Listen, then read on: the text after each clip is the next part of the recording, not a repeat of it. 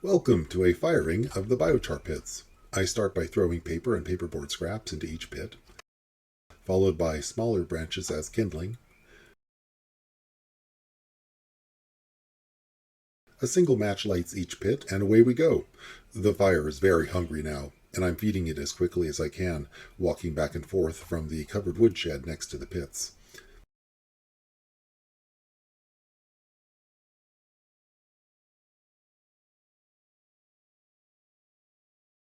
I suddenly realize that my tablet is way too close to the fire and move it back, so I'll zoom in a little from here.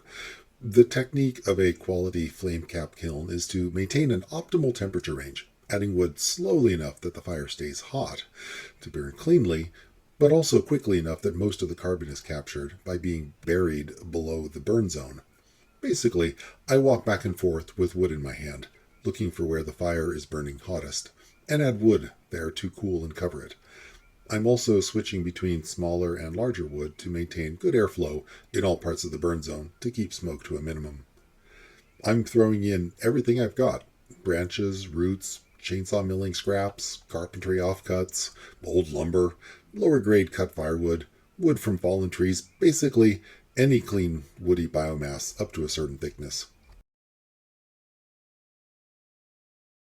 The biochar yield of these pits is around 50 cubic feet, 1.8 cubic yards, or 1.37 cubic meters, which is pretty good for a 3-hour burn.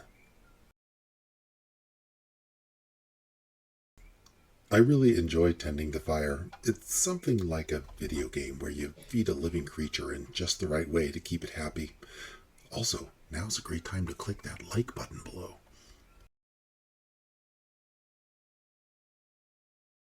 Now it's almost done. Some people quench their burn with water, but I don't have a water line to this part of my farm, so instead I'll be covering the pits with a sheet of metal, then shoveling on an inch of soil to make a seal.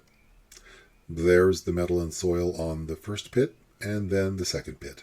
The main reason to let it rest is to let it cool down. I'll wait a few days before opening the pits to ensure that it's cool enough to unload. Don't forget to click that like button.